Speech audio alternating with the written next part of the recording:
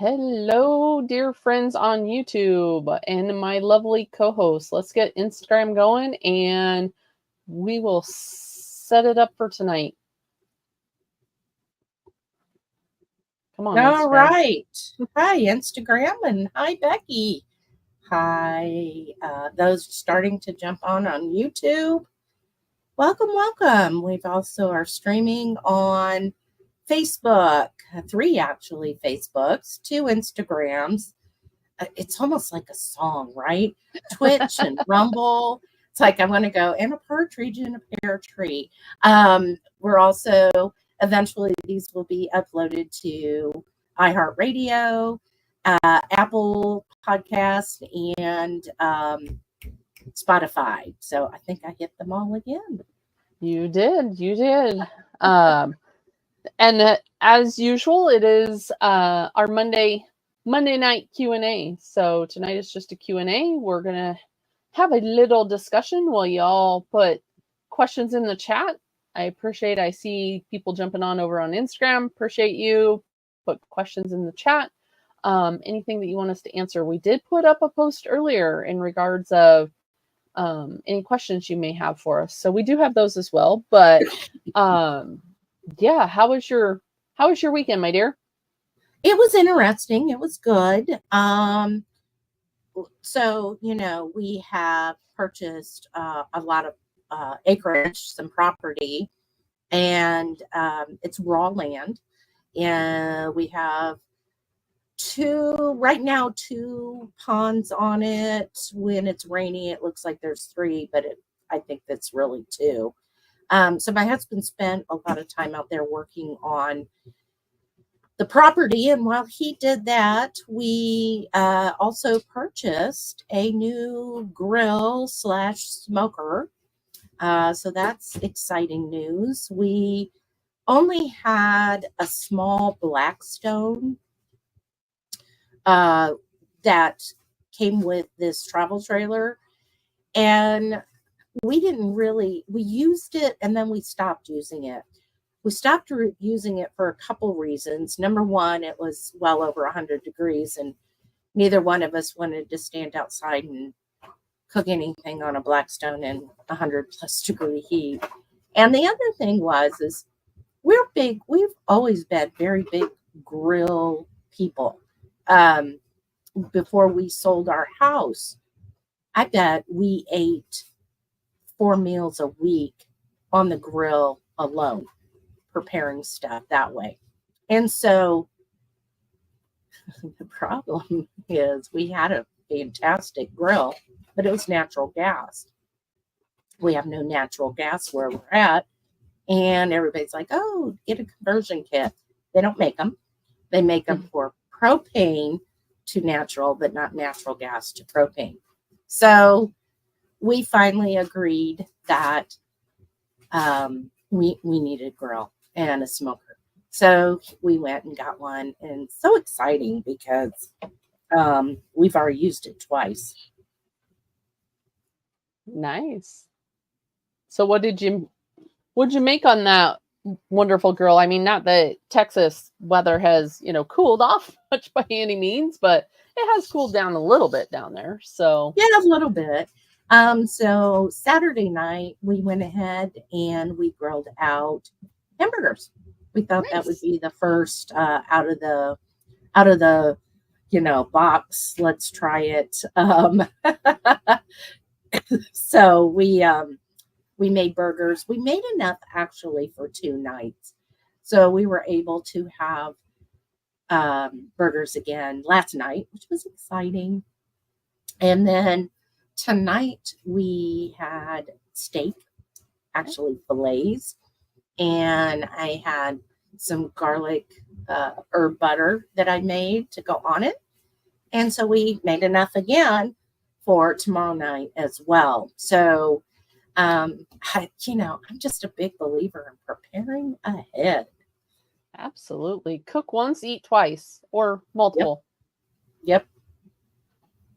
Definitely saves it. Yeah. And then I went to a Zen yoga. My daughter corrected me last night when I talked to her, and she's like, Mom, it's yin. Like yin and yang, it's yin. And I'm like, I'm pretty sure they call it Zen. And she's like, no, it's yin. So it's either or. How's that? But it was relaxing. It's the stretching yoga. It's oh my goodness, she has like 2 fountains in the room with us that you hear. And then she plays the very easy music. And there's candles, not real candles, the fake candles. And then, but she has them against mirrors. So, and it's dark in there. I mean, it's just super relaxing. And it's funny because, I mean, some of the poses I just can't do. But the teacher modified it for me for what I needed. And I walked out of there, and my friend, Deb, looked at me and she goes, how do you feel? I said, I'm ready to go back and take a nap. I'm so relaxed. But I realized, and I told my husband this, I'm going to start going on Sunday afternoons. This is something for me. It put me in a very good state of mind, very relaxed. My body relaxed. I got into that, all the things that we talk about, which we can kind of go into a little bit more. But I think I'm going to start doing that every Sunday afternoon. But that was my exciting weekend. How was your exciting weekend? It was good. Definitely a busy weekend, right? Not nearly as busy as the weekend before. We traveled Labor Day weekend, and that was a very busy weekend. But this last weekend, it was nice. We had a family barbecue at my nephew's house, and we watched the Husker volleyball game that afternoon. We watched Husker football that night. Of course, both won. So, that made it even better of a day. But just being with family, there's a pond there. The guys, were doing a little bit of fishing. We had a barbecue. We had pulled pork. He had smoked some brisket. Of course, as someone that eats produce, I raided his garden. So I brought home a healthy harvest from there. And yeah, it was a good day. And then my daughter and I on Sunday, which we'll go into that later because I have a question in regards of the garden and the harvest and stuff. But my youngest daughter and I then went and had a little bit of girls' time. And that's what I was going to say with your Zen yoga, just getting out and having some me time, right? Kicking back, being able to relax, kind of put the mind at ease. And really, a lot of people don't get into that state enough. And whether that's getting out of the camper and going to yoga, doing it at home, whatever the case may be, then it's really important to do that self-care and be able to do that. But and so, like I said, that was on Sunday. And then, of course, we were all back to work today. Yes, we are. Yeah, I because of the cooler temperatures and cooler, like 86, 87, 88. I still went out this afternoon, or actually it was kind of late morning, and I was able to get 20 minutes in of vitamin D. And that felt good too, because I had gotten out of that routine. Because it just doesn't feel real good to go out in 100 plus degree heat to get vitamin D. So I actually was able to do that today, and it's funny what a difference it does make. And I know it makes a difference. Again, I'm not going out in that kind of heat to be in the sun. My blood sugars absolutely hate the heat, and actually everybody everybody's blood sugars do rise in that extreme heat. They don't realize it because people don't actually monitor their blood sugars. Well, it's a hormetic stressor, so I mean the body doesn't know whether it's heating up to outrun a bear or whether it's heating up because it's 100 degrees outside, right? And some people perspire better than others, so that makes a difference in how the body adapts and overcomes that stress too. Most definitely. I had a really good conversation yesterday with my cousin, kind of just about lifestyle things going on, how it's important to clean your diet up. She very much has. It's just interesting that her and I can have this conversation, and her parents have kind of jumped on the bandwagon, and her dad's going around telling my dad, my mom, like all the siblings about how to eat healthy. So I kind of chuckle because it's like, good.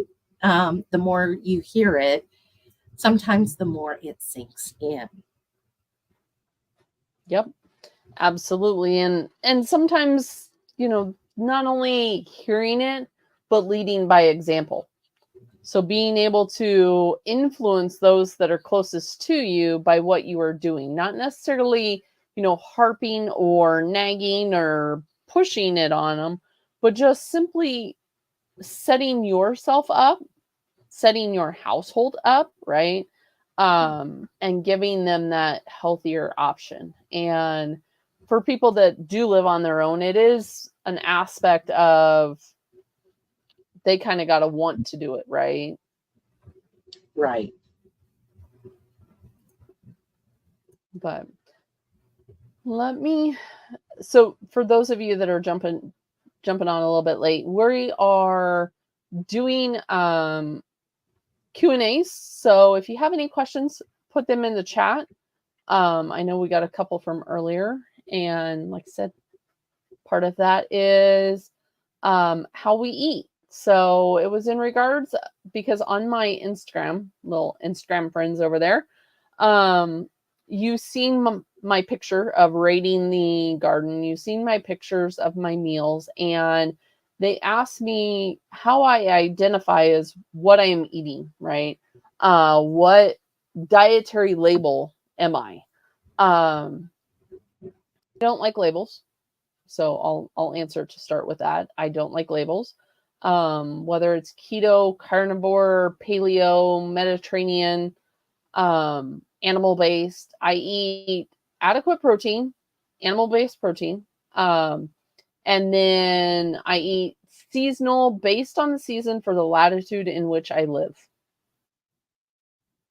So I don't eat based on, what grows in California. I don't eat what grows in Florida.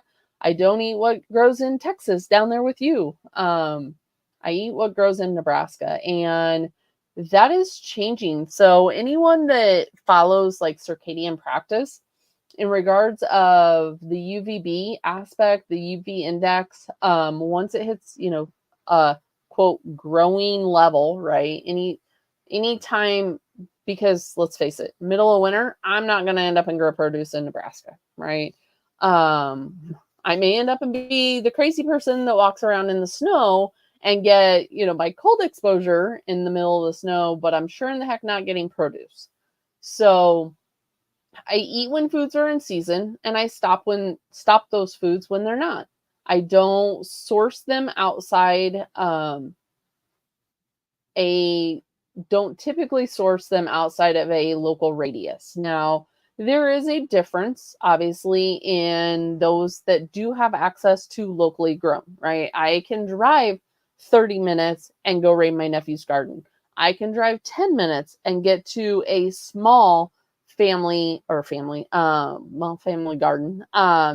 But farmer's market, I can drive 40 minutes and get to a little bit larger one. So that's what I'm talking about when I talk about local or growing it myself. I didn't do it this year because we were gone a lot this summer. We went down to, Hack Your Health, which was in the middle of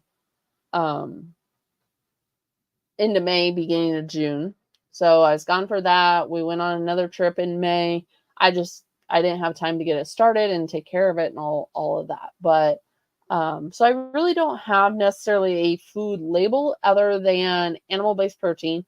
Still make sure I get my, protein off of that, and then seasonal vegetables. But I know you've kind of done a little experimenting too. So what label would you technically fall under currently? I am teetering between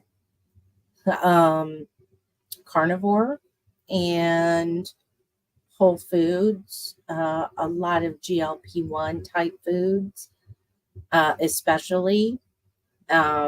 So I have,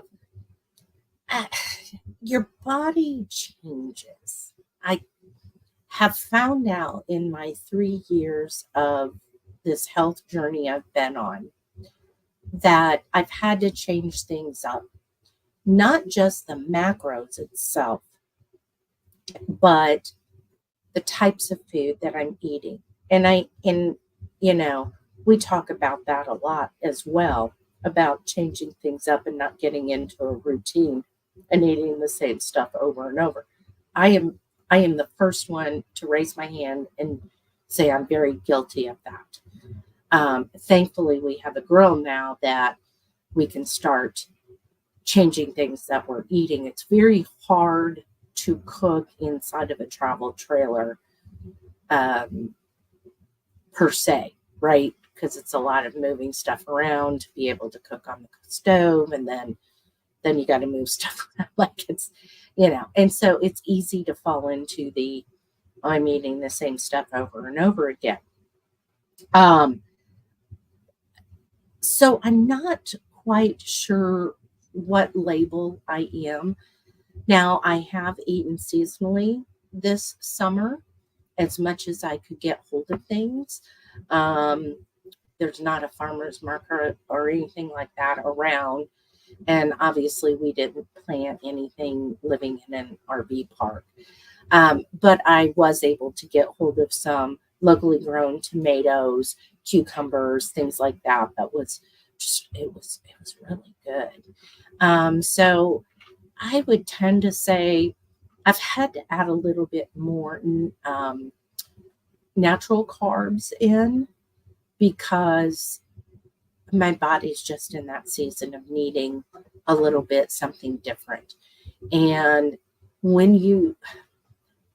carbs are not bad, right?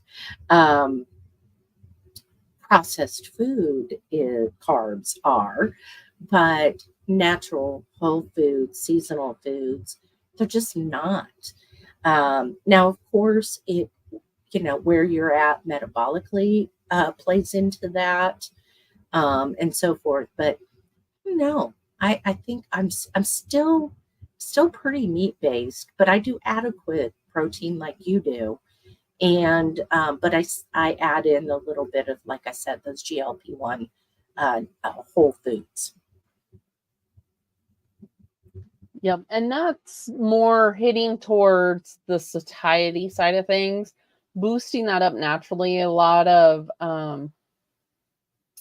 choose my words here wisely, right? So we don't get banned, but a lot of things that people are overdoing, where if maybe you just make these small tweaks, right? One of the other questions we got kind of goes into that carb cycling days. How do you add those in? So that how and why do you add those in? That really takes a lot of context for the person, right? When you add your carbs in, it's going to be different than maybe what I do.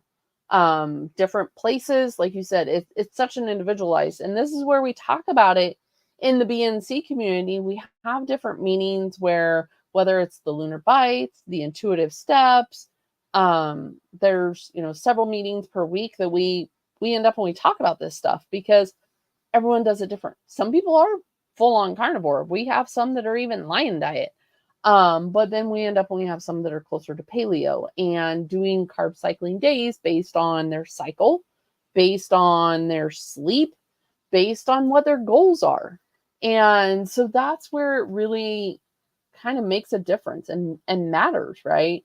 So it's not just something that I can necessarily answer based on how to know when to put carbs in, because how do you feel, right? So yeah, those are the things. And that's also where tailoring it with coaching. We have several one-on-one coaches in the community that are able to sit down, and maybe you need them around exercise, maybe you need them around your cycle, maybe you need them, to help with sleep. Many people, when they put carbs in, it also helps with their sleep. So, there's different cycles like that, or carb cycling specifically, that you can end up and do that'll help with that. But also there are certain foods, like you said, the GLP-1 foods, that look to boost and help those hormones. And that goes especially, I'm menopausal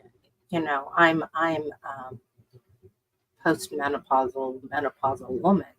And even though I'm not cycling, that it's still important for your hormones. Because as you go into the perimenopause and menopause, those types of things become even more important than they are when you're just a cycling, female and so forth. So it looks like we have a question in the YouTube chat.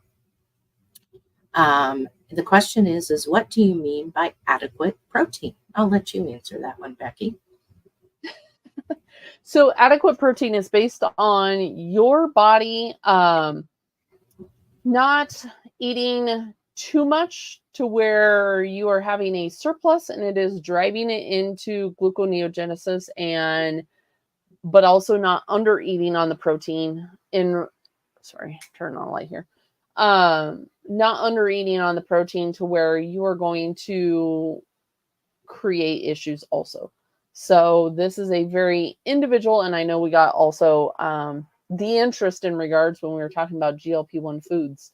So we'll touch on that too. But with the adequate protein, you hear high protein, low protein, where do you fall? What do you do? And this is where, again, it is so individualized. There isn't an aspect that we can say, this is the amount, that you need, because what are your goals? Somewhere I have something. There we go.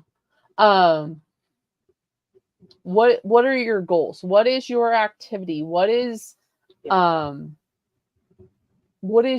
like I said, your goals, your hormone levels? So, where are they all sitting?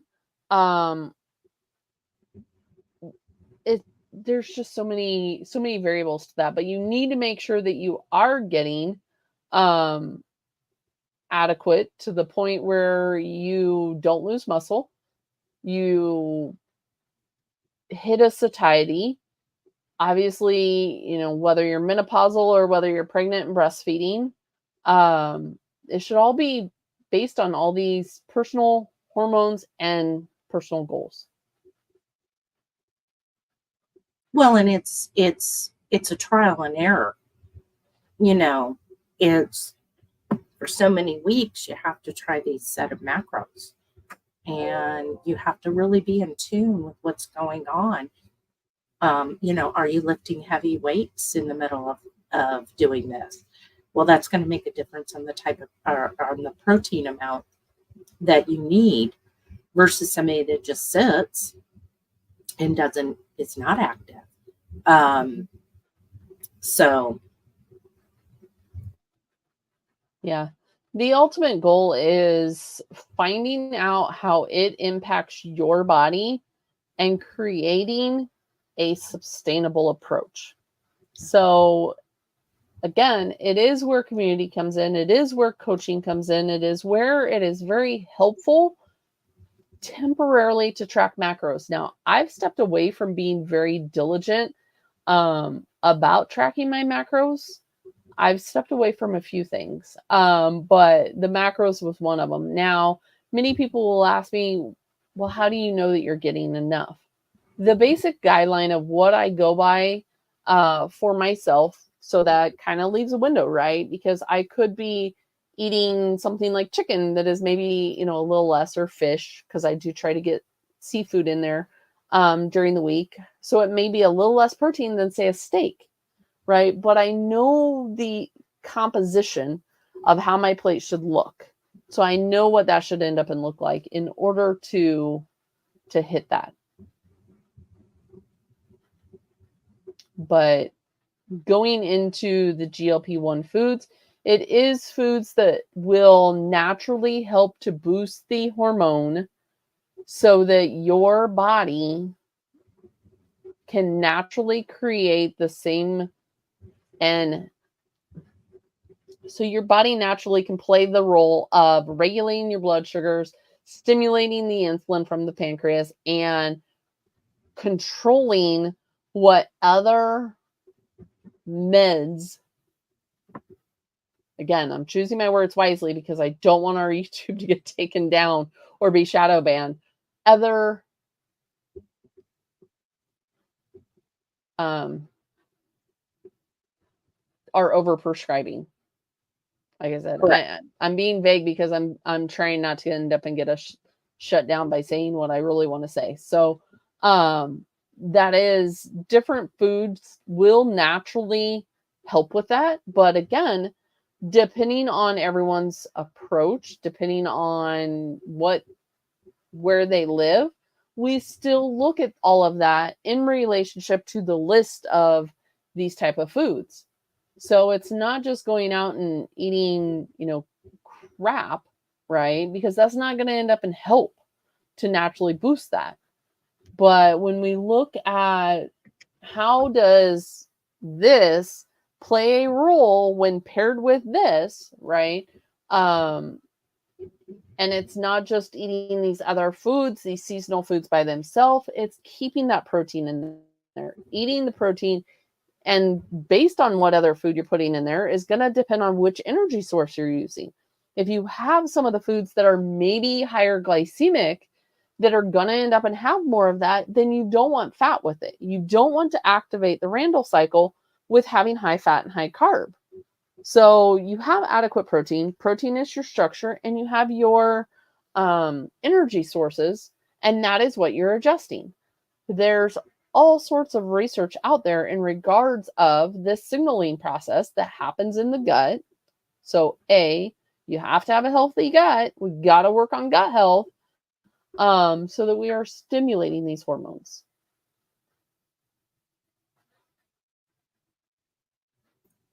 Yeah, absolutely. I always, for lack of a better word, I cringe when I hear influencers say, well, you need that 1 pound or 1 gram of protein per ideal body weight. And I always want to stand up and start yelling, that is a blanket statement, and that is incorrect, because everybody is so uniquely different. And that and the fasting are two of the big things that send me over the edge.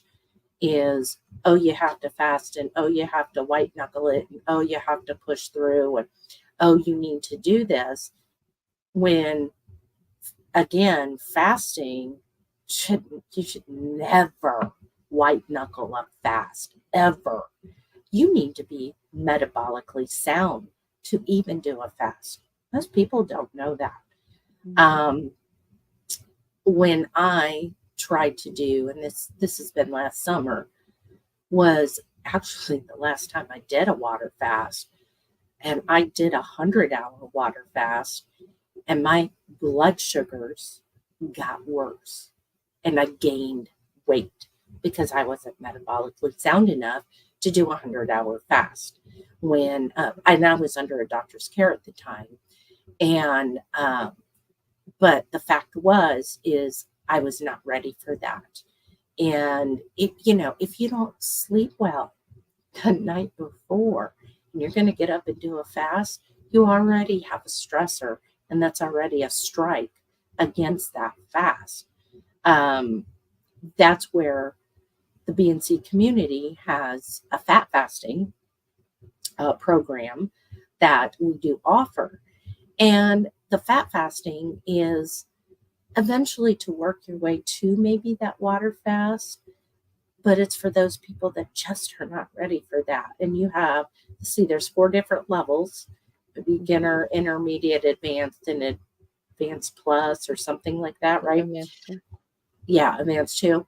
And it kind of steps you through using fat fasting to aid into where you want to be in the fasting thing. But the more I researched, and I've been down some rabbit holes with that, and so have you, I know that, Becky, is I'm not convinced that fasting is something that needs to be done all the time. No, there is definitely a time and a place. And that's kind of, even going back to what I do. So there's different cycles, right? There's different seasons, different cycles. So whether we're looking at just the short term, right? The 24-hour, the circadian, whether we're looking at more of like an infradian, are we looking at a circannual cycle, or, we could go even deeper, right? So the fasting that I do in the summer is going to end up and be different than the fasting I do in the winter. When our days are shorter, our nights are longer, we're not supposed to be eating after the sun has set, right? So again, kind of circling back, right? It's going to end up and go back to the hormone side of things. So if you look at the hormones, your insulin in your body when we eat. Well, if we're stimulating cortisol and insulin late at night with even just animal source foods, when you are eating late at night, you're eating after sunset, you are stimulating those. Well, those are opposing to melatonin. Melatonin is supposed to be taking over. You are supposed to be doing more rest and repair in the night, in the evening, in the winter, right? Let's get all our seasons, or all our, rhythms and cycles.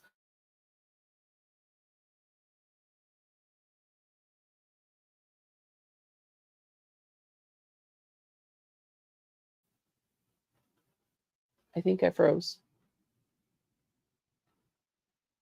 Okay, I think I'm back now. So the fast that you would end up be doing in the wintertime is different than what you'd be doing in the summertime, when food's of abundance, there's more daylight. That still doesn't mean eat right before bed, because again, those hormones oppose each other. You're not going to be, able to get the natural melatonin production. So when these other, foods, because everyone talks about food noise, everyone talks about satiety, everyone talks about, all these other realms that they are looking at tackling with these other drugs, I guess, for lack of a better word, when it's entirely possible to just boost the body's ability, if you control your hormones, if you're able to do a lot of the basic foundational stuff we talk about. The hormones play such a role in managing the insulin, which, again, like you said, if you don't sleep well, that increases the ghrelin. It also doesn't allow for the leptin to dock to the hypothalamus at night. So you're not going to have the leptin signaling, saying that you have energy on your body to lose. You're not going to be able to control the ghrelin, so your appetite is just going to be ravenous. Where putting some of these other foods in there help you to feel full longer, help you to end up and stimulate proper hormones so that you are getting proper signaling. And like I said, I could go on this rant and tangent forever, but I won't. So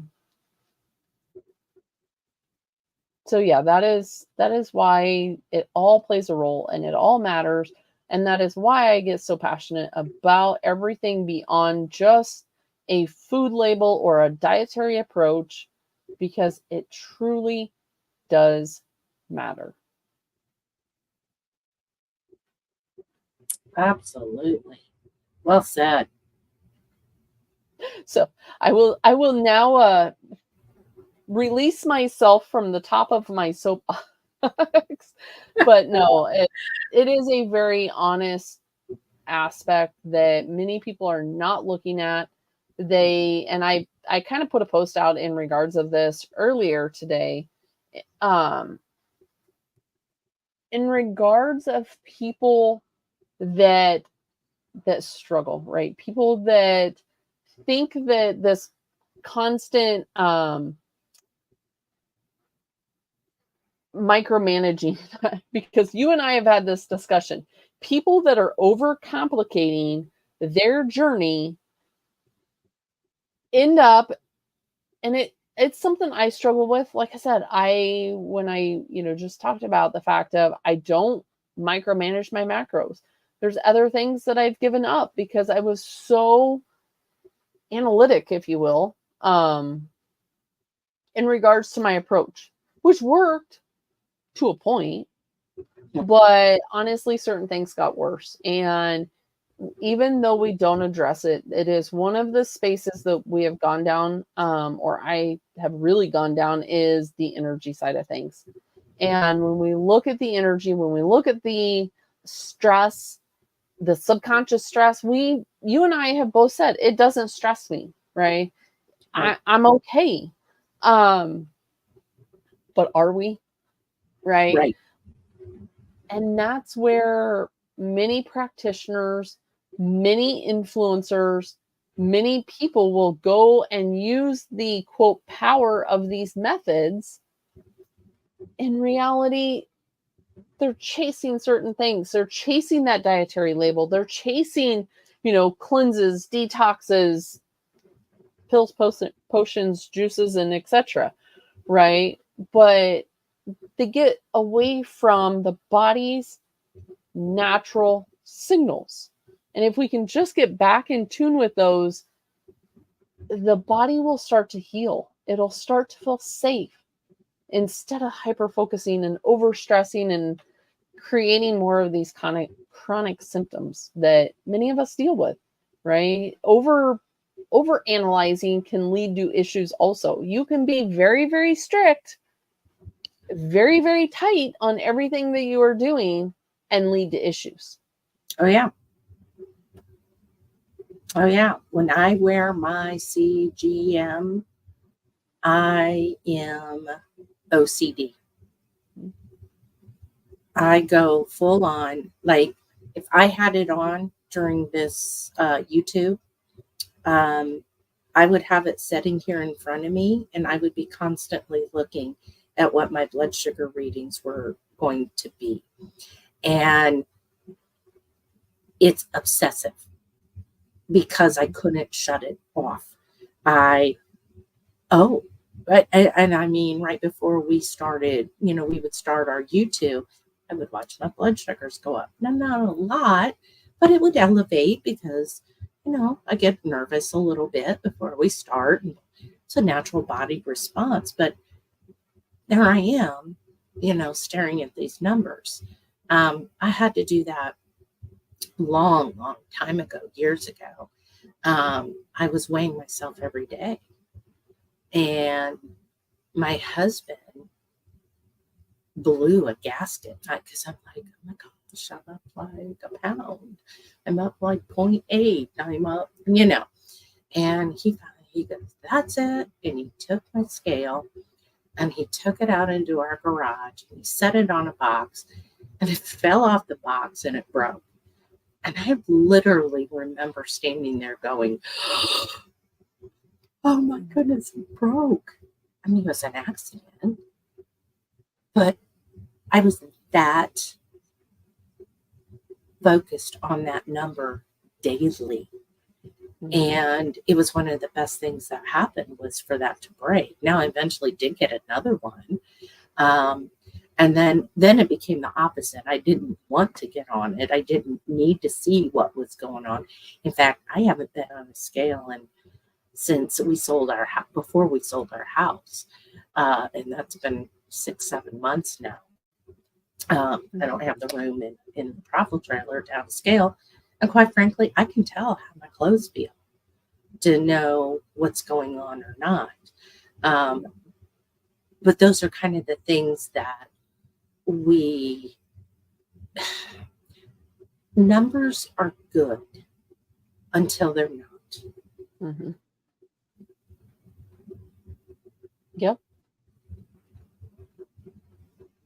And that's where many people overanalyze and overcomplicate. And yes, I see the comment in the chat that says there is such a freedom, so much freedom in letting go of what no longer serves us, right? And that is so true, because sure, there are certain cases where they do need the CGM, they do need that information, and it is a life or death aspect, right? I'm not telling type 1 diabetics, obviously, to give up their CGM. I'm not telling, anyone to give it up. But there's other areas of our life that we are still trying to hustle and manage and just live this life of perfection, right? Where instead of looking at making progress or making healing, or how can we end up and do less tracking of all these little things and move more into a natural rhythm? Again, I get there are areas that do need some of these tools, and I am thankful that those tools are there. But there are so many influencers out there that are pushing these for the average individual, and they are overusing and I will go on the record and say they're overusing pills, potions, juices, supplements, and tools to micromanage and try to live and biohack into a perfect life where they don't need to overcomplicate it. Right. You're following an influencer and all they're doing is pushing a supplement. Oh, there's a supplement for that. Oh, there's a supplement for that. Yeah, might want to take a step back and take a look at what that is, because you have to understand what supplements do, just like medications do. And there is nothing wrong with taking medications or supplements when it's warranted. But just because your influencer says, hey, take this, you might want to be careful. I always use the example of a year ago, I took a DHEA supplement. It was after blood work. I knew what was going on. I chose to take that to try and help with what was going on according to my blood work. And then I tested again after so many months of being on that supplement. So, but to me, that's no different than a medication, than knowing what your medications are doing as well. All this stuff is running through your body. It's running through your liver. It's running through your kidneys. Like, pay attention, folks. And I'm not knocking all the supplements. I'm just saying there's a time and place for it all. Yep. Time, a place, and a purpose. But if it's costing people $500,000, $1,500 every month, you may want to evaluate that and evaluate your whole lifestyle, right? I'm not saying, again, I think they're overused. I will stand by that. I do think many of the supplements and many of the other pills and potions and pokes are overused, overprescribed, over recommended, however you want to end up and look at it, from the world of functional to pharmaceutical. But there's also no amount of just healthy eating alone that is going to fix the root cause. But neither are those. So you have to find that healthy balance and that healthy progression between what you're doing and creating, because everyone that is listening is different. So what can you do to create that balance in your body? You and I are two different people. We are not able to do it the same. Hormones aren't the same, stress isn't the same. How we are able to find that safety within, our body. Obviously, I speak to the non-negotiables, but everyone is different. So be able to make that lasting change. It's not what you do for the next 30 days, 60 days. How can you make that lasting change on your health?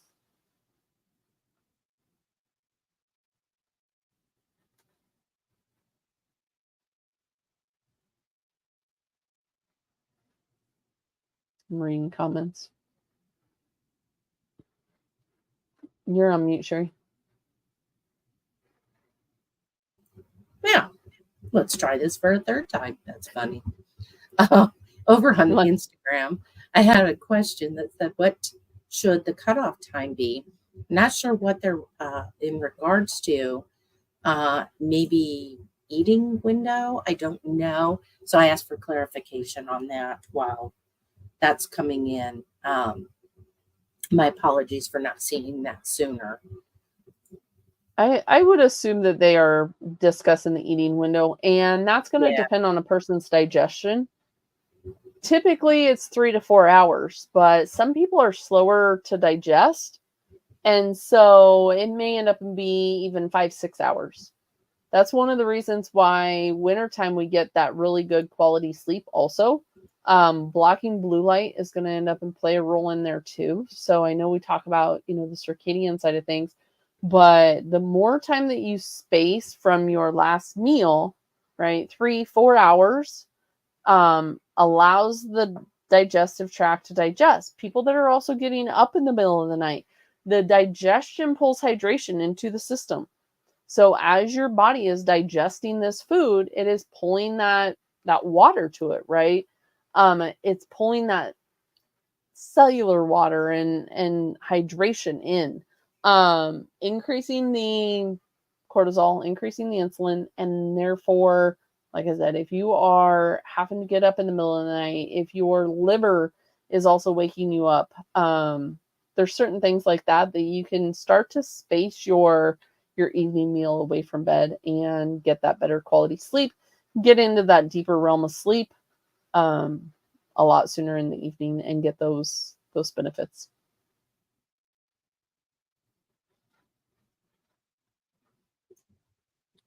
So if we don't have any other questions, we do have some exciting things coming up.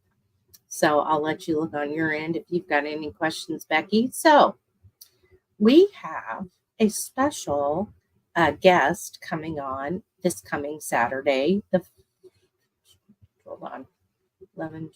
14th at 10 a.m. Central, right, Becky? Yes. 10 a.m. Central. Her name is Amanda. Amanda has lost over 100 pounds. I met Amanda 2 years ago at Hack Your Health and started following her on social media. And then I ran into her again this year, and you did too, Becky. And we asked her to be a guest because she's got quite the story, the journey, the healing journey to tell. Losing over 100 pounds, she lifts heavy weights, but she ran into some very serious thyroid and hormone issues. And so we thought it would be just a neat perspective to hear from someone like that. I'm really excited for her to come on. So that's going to be a special. You can tune in this Saturday at 10 a.m. Central, and you can hear Amanda's story, and we'll definitely be advertising that as well. Any questions on your end? I don't have any questions, but we actually have the next 2 Mondays. So the next Q&A isn't going to end up and be until the 30th, because the next 2 Mondays are scheduled with VIPs. So I was to say that's even a surprise to you, because you didn't know about the last I didn't know one. about the last one, so that must have just happened. Yeah, it did. So we have a guest next Monday in regards of skincare. A very strong entrepreneur that is creating quality products. And then the last one, or not the last one, because the 30th is last Monday, but the 23rd will be a special guest in regards of this energy aspect. So where we are talking about energy and frequency, we will have a energy master coming on and speaking. Ooh, I'm excited. Of course, I'll be asking who it is after we get off of here. Surprise! Surprise. Yeah, well, surprise. I was thinking because every month we have a challenge inside the BNC community. And I thought it might be fun next month to do a grounding challenge. So Yep. I haven't ran that by you yet, but we're always trying to come up with neat things and to get the community to all do something. This month is getting steps in, which I have failed miserably at. But it's better than nothing, right? The idea is not perfection, it's trying. And that's what our challenges are really about. So that's exciting. And I think we're going to be starting back up on the breath work. Did I see that? Yes. Yep. And that was one of the things our Coach Kevin, who does that meeting, would be so proud of me. So when I was at my Zen yoga Sunday, we were doing some deep breathing exercise, and the ones she was having us do, I'm like, I know this one. I know this one. It was funny. And I was thinking, Coach Kevin would be so proud of me right now. But I reach into that arsenal, whether I'm just because I'm not at Zen yoga, I'll just do it at night, laying in bed because I can't shut down or something. I do breath work. And I know you do that as well, along with tapping and so forth. So there's a lot of things that we go beyond inside of the BNC community. Would really love for you to join us there. In fact, in just a few minutes, we have, what meeting is it? I always forget. It's the nutrition meeting that Becky runs at the top of the hour in a few minutes. So we will be doing that meeting as well.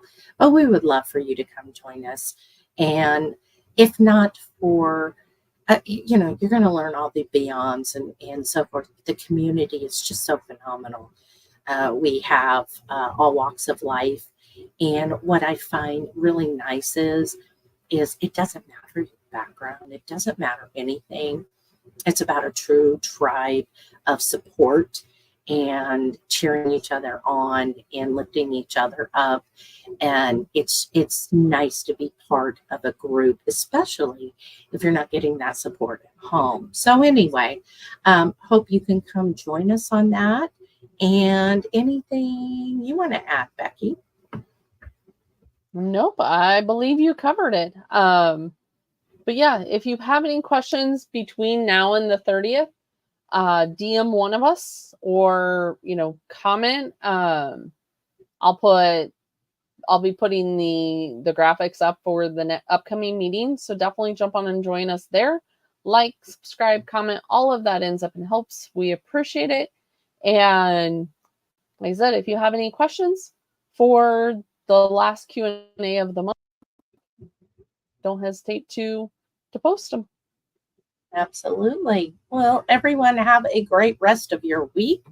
We are so excited you were here. Thank you so much. Again, look for Amanda coming on live Saturday at 10 a.m. And then we will have a guest next Monday and the Monday after.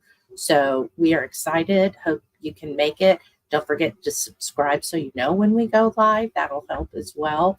So have a great rest of your week, everyone. And you, Becky, as well. Absolutely. Have a wonderful night. And if you want to